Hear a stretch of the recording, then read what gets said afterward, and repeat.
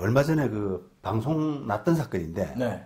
그 송파구 뭐 전세 사기 사건이라고. 네. 들었습니다. 네.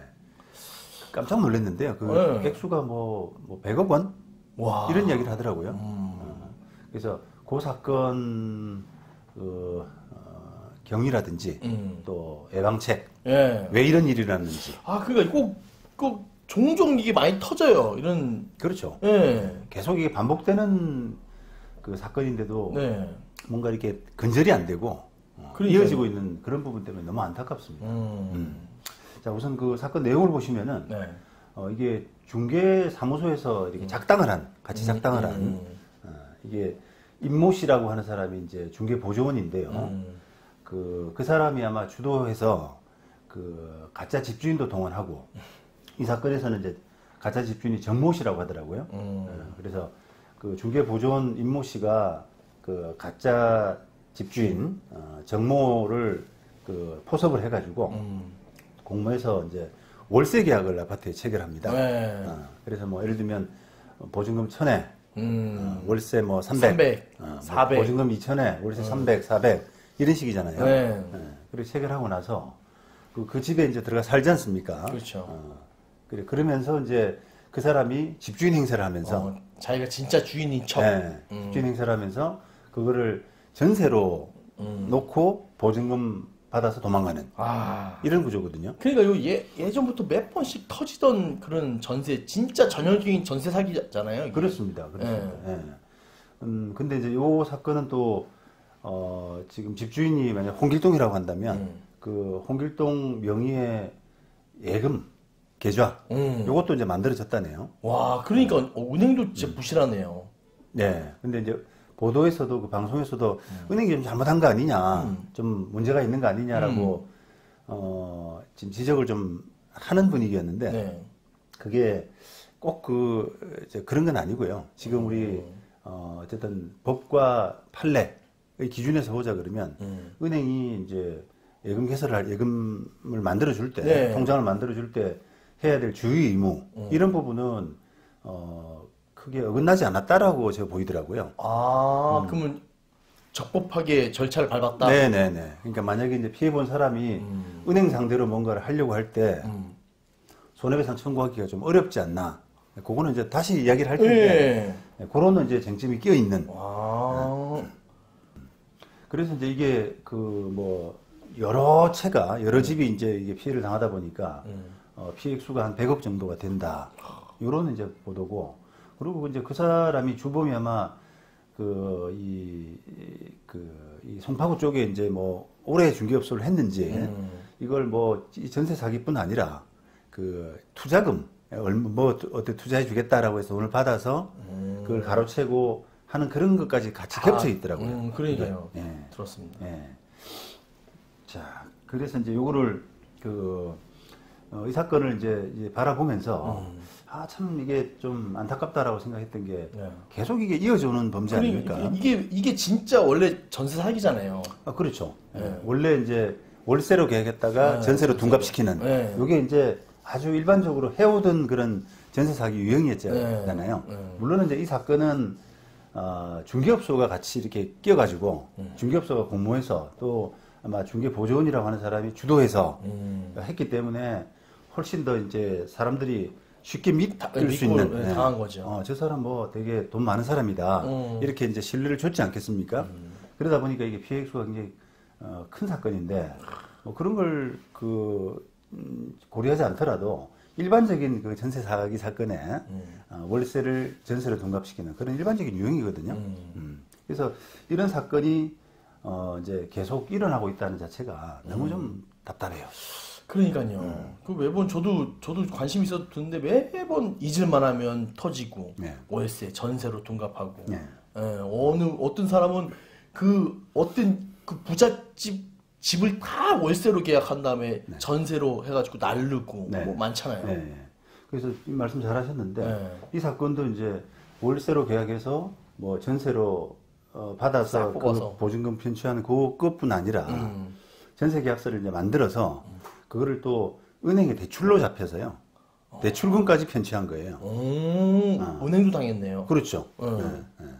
그러니까 이제 그런 뭐 아주 광범위하게 사기를 쳤는데, 자, 이게 이제 아까 말씀드린 것처럼 사건도 좀 많았고, 또 그 사건들 때문에 나중에 이제 문제가 되게 되면 중개업소에 대한 어떤 손해배상 부분까지도 문제가 되잖아요. 그러겠죠. 그런 사건들이 굉장히 많이 있습니다. 지금 제가 93년도 지금 대법원 판결, 요것도 지금 이렇게 소개를 해드릴 텐데, 이 사건도 이제 어떤 부동산 거래를 하면서 소유자 확인, 이 사건은 이제 임대차인데요. 매매 계약도 마찬가지고요. 어쨌든 저 사람이 진정한 권리자냐라는 부분을 확인을 해야 되지 않습니까? 그렇죠. 그 확인하는 것이 그런 신분증에 의존해서는 안 된다. 뭐 등기권리증이나 이런 것도 좀 봐야 된다. 이런 그 부분을 분명히 하고 있거든요. 뭐 93년도 판결이니까 뭐 벌써 몇 년 됐습니까? 그렇죠. 엄청 됐죠. 그렇죠. 30년 되는 30년 거잖아요. 예. 근데 그런데도 불구하고 이게 계속 신분증에만 의존하는. 신분증은 전에도 말씀드린 것처럼 위조가 너무 쉬워요. 네. 너무 쉬워요. 며칠만 있으면 중국에서 날라온다면서요. 그러니까요. 네. 택배로 딱 내 손에 딱 받을 수가 있다고 하더라고요. 그러니까 그런 부분을 이제 이해를 한다면, 야, 이거 신분증은 절대 그것만 믿어서는 안 된다. 그리고 그런 거죠. 이제 이게 내가 집주인이라고 하는 사람이 나타났는데 신분증을 이제 갖고 온단 말입니다. 그러면 저 사람이 혹시 이 사건처럼 월세로 살면서 집주인 행세를 하는 사람 아니야? 이렇게 한번 의심을 해본다 그러면은 생각할 게 굉장히 많습니다. 그러면 뭘 가지고 이게 저 사람이 진짜로 확신할 수 있나 이런 생각을 할 수밖에 없는 거죠. 등기권리증. 그렇죠. 네. 그다음에 뭐 소유자라 그러면 세금도 좀 내지 않습니까? 네, 세금도 좀 확인할 필요가 납부 확인. 네. 그 두 개만 어떻게 서류에다 넣어도 될 것 같은데 중개 그 계약 서류에다가 그런 이제 서류만 확인하면 그러면 뭐 중개업자 책임은 다 면하느냐? 뭐 그렇다고는 할 수 없는데요. 그런 것을 비롯해서 종합적으로 확인할 게 많거든요. 저 사람이 살고 있다고 해서 신분증 갖고 있다고 해서 집주인이냐 이런 데에 대한 의심, 경각심 이게 굉장히 지금 굉장히 부족한 상태입니다. 너무 부족한 것 같습니다. 네. 변호사한테 저는 하도 많이 들어서 알지만 네. 정말 어떻게 보면 뭐 한 500에 한 건, 뭐 1000에 한 건이지만 네. 이게 터진다는 거는 네. 지금 누가 당할 수도 있는 거잖아요. 그렇죠. 네. 다 지금 이게 뭐 지금 피해액수가 100억이라고 그러잖아요, 무려. 그럼 도대체 몇 명이 손해봤다는 거예요? 보증금 5억이면은 거의 20명 정도? 네. 그런 장난치고 도망가 버리니까. 그래서 지금 진짜 집주인 행세했던 그 가짜 집주인, 그 친구는 잡혀가지고 뭐 징역 3년인가? 이렇게 받았고, 그러니까 아마 주범이라고 할 수 있는 그 중개보조원, 그 사람은 아직 안 잡혀 있고, 도망가 있고, 뭐 이런 상태더라고요. 그러니까 이게 배상을 받을 수가 있나요? 그러니까요. 배상도 못 받을 것 같은데. 그래서, 다만 이제 이 사건처럼 이게 사기범 일당들이 중개업소까지 운영을 하면은 참 이게, 현혹되기가 쉽죠. 그렇죠. 중개업소 믿고 계약하니까. 그렇죠. 예. 근데, 실제로 또 이제 그런 사건도 좀 왕왕 있었고요. 그런 사건들의 특징이 뭐냐면은 피해액수가 다들 커요. 그걸 이제 중개업소까지 차려서 할 정도면 한두 건 하려고 이렇게 차린 게 아니잖아요. 그렇죠. 그러니까 여러 건을 막 하다 보니까 피해액수가 뭐 50억, 100억 이렇게 넘어가는 경우가 굉장히 많이 있더라고요. 근데 이제 어쨌든 본질적으로는 이게 신분증에만 의존해서 사고를 당한다. 이런 부분을 좀 이해를 하셔야 되겠습니다. 자, 이제 우리가 이 사건은 또 이제 은행 계좌, 홍길동 아까 진짜 소유자 홍길동 계좌가 있었다. 그래서 그 계좌로 입금 보내면 안전하잖아요. 좀 하나 담보가 안 되지 않겠느냐, 확인의 한 방법이지 않겠느냐, 이렇게 이제 생각을 하지 않습니까? 그래서 뭐 그런 부분도 뭐 틀린 부분은 아닌데요. 이 사건처럼 지금 아예 사기꾼들이 아예 마음 먹고 은행에 그 신분증 내밀고 유저된 신분증 내밀고 계좌까지 만들어 버렸거든요. 계좌까지 만들었으면 얼마나 천수처럼 했겠어요. 그러니까요. 근데 이제 그게 우리가 방송에서 지금 뭐 은행 잘못 아니냐 이렇게 이야기하는 부분도 사실은 조금 현실을 좀 모르는 부분일 수 있는 것이 은행은 신분증이 거의 뭐 이렇게 이상이 없으면 육안으로 봐서 은행 신분증 이상이 없으면 그 신분증 가지고 계좌 만들어 줄 수밖에 없어요. 예. 그러니까 이제 그게 현실이다라고 생각하면은 이게 주인 계좌로 돈을 보낸다라고 하는 부분이 철저한 확인이 될 수는 없다는 거예요. 예. 그렇죠. 그죠? 그렇다고 뭐 인감 증명서, 인감 도장 가져와라 뭐 그런 건 없기 때문에 통장 개설에 그죠? 그렇죠, 그렇죠. 예. 예. 그러니까 이제 현실을 이렇게 직시를 하게 되면은 이거는 은행 계좌도 그대로 믿어서는 안 된다. 와, 진짜 너무 확인할 게 너무 많네요, 그러면. 그렇습니다. 네. 네. 그래서 제가 제 후배 변호사하고 옛날에 이런 이야기 나눴던 부분을 제가 글로도 한번 쓴 적이 있는데 후배 변호사가 임대차 계약하고 왔다는 거예요. 그래서 내가 이제 혹시나 해서 변호사니까 이게 가짜 주인이 요즘 많이 가짜 주인 행세하면서 이렇게 전세 사기가 많은데 너 알고 있지? 그러니까 너무 놀래더라고 얘가. 그런 일이 있냐고. 신분증 보고 했는데 그게 왜 가짜냐고 그래요. 그래서 이 사람아 신분증 자체가 위조되기가 얼마나 쉬우냐고. 그러니까 신분증만 믿어서는 안 되고 신분증 이외에 주인 확인을 진짜 주인인지 확인을 했냐고 하니까 안 했다는 거예요. 그렇죠. 다 믿고 하지 뭐. 그래서 안절부절 하더라고요, 그 친구가.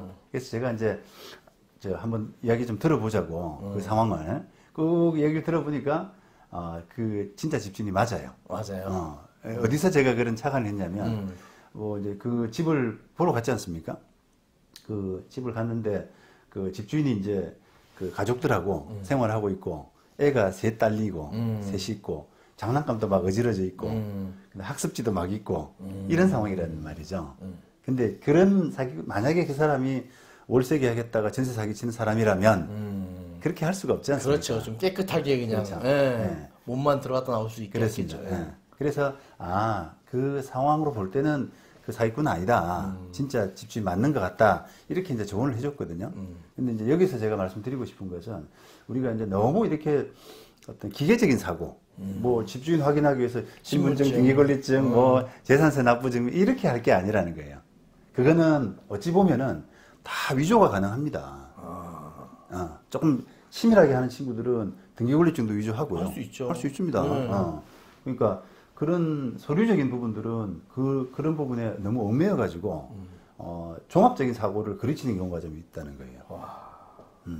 그래서 차라리 아까 제가 제 후배 변호사한테 등기권리증 이런 거 확인해 봅시다라고 할 필요가 없다고 말씀드렸잖아요. 그거는 그 상황 자체가 사기꾼이 아닐 가능성이 높기 때문에 그렇죠.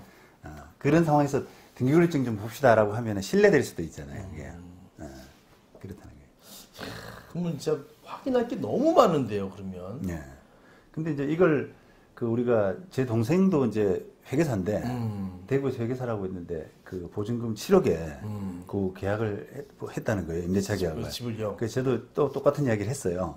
그 가짜 집주인 문제를 이야기를 하니까 설명을 하면서 뭐 등기권리증도 좀 확인해 보고 이렇게 해보라 그러니까 머리를 걸쩍걸쩍 하면서 지방에서는 그렇게 하면은 그렇지. 뭐 너무 예민하다고 그런 소리 듣는다고. 신분증 하나만 됐지. 거기서 또 네 가짜 아니냐 싶어서 등기권리증 가져오세요. 재산세. 세금 나쁜 내역 주세요. 그렇지. 날 범인으로 하나. 그렇습니다. 기분 나빠할 수 있거든요. 또 믿고 사는 사회 뭐 이런 게 있잖아요. 그러니까 그게 이제 이게 서울과 어떤 지방 이런 문제, 어떤 사람의 성향, 관념, 성향 이런 거 그런 것이 많이 좌우된다는 겁니다. 근데 이제 저는 이제 당사자는 그렇다고 쳐요.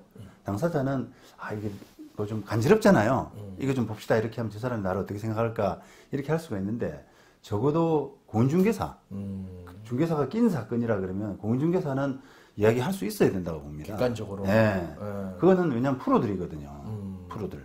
그러니까 조금 기분 안 나쁘게 확인할 건 확인하고 하는 절차를 거쳐야 프로다운 건데. 그렇죠. 그 사람들이 이제 소홀히 한다는 거예요. 그걸 막 상황을 이거 이야기하면 저 사람 기분 나빠가지고 계약 안 하지 않을까? 이렇게 하면서 이야기를 못 꺼내고 이제 아는 사람들도 전전긍긍합니다. 그렇지. 잘 모르는 사람이 왔을 때. 그리고 그 주인이 약간 울고락부락 하면 말하기도 좀 미안하고. 그렇죠. 아, 이거 뭐. 바쁘다 그러고 막 그러면. 전세 너무 싸게 내놨는데 내가 안 할까 보다 이러면서 이렇게 하면은, 마음이 이제 그 이야기할 수 있는 상황이 잘 안 된다는 거죠. 그런데 이제 그렇기 때문에 우리 사회 구조가 지금 시스템이 그만큼 허술한 거예요. 그래서 사고가 참 많이 일어납니다. 그러니까요. 네. 진짜 때 되면 일어나는 게 전세사기 같아요. 네. 그럼 좀 뭐 이렇게 보완책이나 뭐 이런 건 좀 없습니까? 방지할 수 있는 100% 방지는 안 되겠지만 그래도 예. 뭐 지금으로서는 어쨌든 이렇게 아까 제가 종합적인 어떤 확인, 어떤 서류에만 국한하지 말고 조금 더 폭넓은 종합적인 확인이 필요하다 이렇게 말씀드렸고요. 제가 그 예전에 칼럼 쓸 때도 이게 워낙 사고가 많이 일어나니까 이제는 그러면 그냥 개별 중개업소에 맡겨 놓을 게 아니라 아예 입법적으로 법을 좀 고쳐서 제가 생각했던 거는 중개 그 대상물 확인 설명서 있지 않습니까? 네. 중개 대상물 확인 설명서에 소유자 확인 부분에서 이런 것들을 체크했는지 체크리스트 아예 그러니까 등기권리증, 권유증, 세금 그렇습니다. 납부 수증 그러면은 중개업소도 좀 이야기하기 편할 수가 있거든요. 그렇죠. 이건 법에서 해야 되는 필수니까. 거니까 그냥 조금 싫으셔도 하셔야 돼요라고 이렇게 이야기할 수가 있잖아요. 맞아요. 예. 그런 게 생겨야지. 옛날 때 안전벨트 처음 의무 맬 때 반발 많았어요. 예, 예. 근데 요즘은 그냥 아무나 다 매잖아요. 그렇죠. 예. 좀 습관이 자율적으로 습관되기 전까지는 좀 강제가 필요한 게 아닌가 그런 생각을 해봅니다. 워낙 이게 잘 안 고쳐져요. 맞아요. 네. 그리고 이제 좀 제가 누누이 말씀드렸습니다만 근본적으로는 이게 전세 제도가 좀 폐지돼야 되는 게 아닌가. 전세 제도가 이걸 뭐 몇 억씩 이렇게 큰 돈을 어디서 펑크날지가 모르는 저 사람이 가짜 집주인인지 집값이 담보가 되는지 또 우리가 전에 이야기했던 뭐 주인이 우리가 세입자 이사하기 전에 그 당일날 뭐 저당권 설정하면 그 저당권한테도 밀리고 그다음에 조세 우선의 원칙 있잖아요. 네, 세금도 밀리고 그런 그 부분들이 이 우리나라 임대차 제도가 굉장히 허술한 겁니다. 생각보다. 근데 그거를 이제 월세로 보증금 조금 하고 월세 하게 되면은 다른 확인들이 많이 필요 없거든요. 네. 좀 살다가 보증금 안 주더라도 월세 자기 까질 때까지 살다가 나가면 되니까요. 네. 그럼 부담이 훨씬 덜한데 이걸 이제 보증금이라고 해서 거액을 맡기면서 그 제도적인 뒷받침이 지금 그만큼 못 따라가는 거예요. 그런데 이제 그거를 지금 넙죽 어떻게 보면 진짜 막 전세 10억짜리는 와 많더라. 전세 10억짜리도 많더라고요. 제가 한 30억짜리도 봤습니다. 반포에. 그러니까 그거 날라가면 어떡해요. 이번에 뭐 역전세 나가지고 30억 중에서 10억 돌려받았더라고요. 후배가. 와 그래요. 근데 이제 그런 것도 뭐 넙죽해요. 주민등록하고 확정일자 받고 이걸로 끝이에요. 그냥. 그러니까 주민등록증 확인하고 그냥 전입하고 확정일자 받고 끝이잖아요. 그렇죠. 그러니까 그거 얼마나 이게 어떻게 보면 살 떨리는, 진짜. 덜덜덜 떨 수밖에 없는. 한번 사고 나면은 전 재산을 거의 다 잃어버리는데 그런 사태가 생기거든요. 그래서 이 전세 제도가 근본적으로는 좀 고쳐져야 된다. 이런 사건 사고를 통해서 결코 안전한 제도가 아니다. 월세 제도로 이제 서서히 가야 된다. 우리나라에 있는 유일한 제도라는데 그러니까요. 바뀔 때도 됐잖아요. 이제 바뀔 것 같은데도 안 바뀌더라고요. 네. 선호하는 게 완전 달라요. 네. 그리고 월세 산다 그러면 사람들이 우습게 봐. 전세 산다면 얘 좀 열심히 사는구나 이렇게 보고. 뭐 결혼할 때도 그러잖아요. 남자한테 전셋집은 있지? 뭐. 예 있습니다. 그래 열심히 살았구나 이러고 월세 사는데 그러면 야 날라리다 이랑 만나지 말아라 이잖아요. 월세 사는데 현금 재산이 한 10억쯤 된다 이러면 또 다르죠. 그건 다르죠. 그죠, 다르죠. 그러니까 그래요. 그러니까 그 밖에도 뭐 제도적인 보완은 사실 뭐 우리가 아까 등기권리증도 말씀드렸는데 등기권리증이 이제 지금 제도 자체가 우리가 지금 예를 들면 그 양은 씨가 지금 건물을 하나 취득했다면 그 등기권리증 받았을 거 아닙니까? 네. 그때 이제 그 판 사람하고 산 사람의 매매 계약서 그게 첨부가 된 등기권리증을 만들어 주잖아요. 그렇죠. 근데 이제 우리나라는 그게 끝이에요. 보관돼 있는 게 그게 끝인데 외국에는 그 물건의 거래가 A, B, C, D, E까지 왔다 그러면 A에서 B의 매매 계약서, B에서 C의 매매 계약서 이런 것들이 다 첨부가 되어 있습니다. 히스토리가 다 남아 있다는 거죠. 그러니까 등기권리증이 두툼한 거예요. 그러면은 이제 그거를 다 등기부를 보고 이렇게 서류를 보게 되면 이걸 다 위조하기가 어렵거든요. 근데 우리는 등기권리증이 지금 딱 하나, 지금 현재 소유자하고 그 전 매도인하고 거기에 등기권리증에 딱 국한되어 있기 때문에 그거는 마음만 먹으면은 금방 위조할 수가 있습니다. 예. 근데 그걸 아까 말씀드린 것처럼 한 5번 거쳐온 그거를 다 위조하려고 그러면 얼마나 고되겠어요, 사람들이. 그래서 그런 등기제도도 조금 고쳐야 될 필요가 있는. 그거는 뭐 굳이 이제 요 전세 사기에 국한되지 않더라도 안전한 부동산 거래. 매매하더라도, 그죠? 이게 과연 그 집진이 진짜냐 아니냐라고 하는 부분은 그게 과거에 어떻게 흘러왔는지를 보면 좀 더 정확해지거든요. 그렇겠죠.